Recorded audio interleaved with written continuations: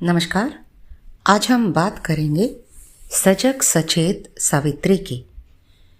धर्मनिष्ठ राजा अश्वपति ने मंत्र जाप और हवन के फलस्वरूप एक कन्या प्राप्त की। इसी कन्या का नाम सावित्री रखा। सावित्री की तेजस्विता तथा उसकी बुद्धि की प्रखरता के कारण उसका वरण करने का साहस उस समय कोई न कर सका। पिता अश्वपति भी उसके अनुरूप वर की खोज करने में असमर्थ हुए, अतः उन्होंने सावित्री को ही अपने अनुरूप पति का चयन करने की अनुमति दी। पिता की आज्ञा से सावित्री वर की खोज में निकली और उसने अपने अनुरूप वर का चयन किया। राज्य से वंचित अंधे द्युम्नसेन के पुत्र सत्यवान को उसने पति रूप में वरण किया। सत्यवान सूर्य की तरह तेजस्वी, बृहस्पति की तरह बुद्धिमान, विद्वान, सत्यनिष्ठ, जितेंद्रिय और अत्यंत सुंदर था। सावित्री का विचार सुनकर नारद मुनि ने राजा को सत्यवान के अल्पायु होने के बारे में बताकर सजग किया, किंतु सावित्री अपने निश्चय पर अटल थी। सावित्री का विवाह उसी के इच्छा अनुसार सत्यवान के साथ हो गया। सावित्री अपना सारा राज वैभव भूलकर ससुर गृह आई।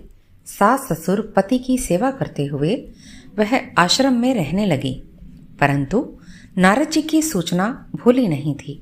उसने अपने पति के संभाव्य मृत्यु के पूर्व ही तिरात्रि व्रत किया और पति की छाया बनकर रहने लगी। यथा समय यमराज सत्यवान के प्राण लेकर जाने लगे, तब वह यमराज के पीछे पीछे गई। उसने अपनी बुद्धिमानी, चतुराई, समय सूचकता का परिचय देकर यमराज से 3 वरों में सास ससुर की आंखें, उनका राज्य और पति के प्राण प्राप्त किए। उसकी पति निष्ठा इतनी प्रबल थी कि उसकी शक्ति का प्रभाव मृत्यु पर भी हुआ। परंतु आज की 20वीं शताब्दी में इस विज्ञान युग में ऐसी कथाओं पर विश्वास करने वाले व्यक्ति कम ही होंगे, परंतु यदि हमने इस कथा के अंतर्गत तत्व का चिंतन किया हो तो यही कथा हमें सारगर्भित लगेगी। क्या सावित्री अपने पति के प्राण आसानी से वापस ला सकी? उसमें उसकी कर्तव्य निष्ठा, सदाचरण, तपस्या आदि की कसौटी थी। इस कथा के माध्यम से सावित्री हमें इन्हीं गुणों का पाठ पढ़ाती है। सावित्री ने यम से प्राप्त हुए 3 वरों का कालानुरूप अर्थ देखेंगे। सावित्री ने सत्यवान को कार्य प्रवृत्त किया और उस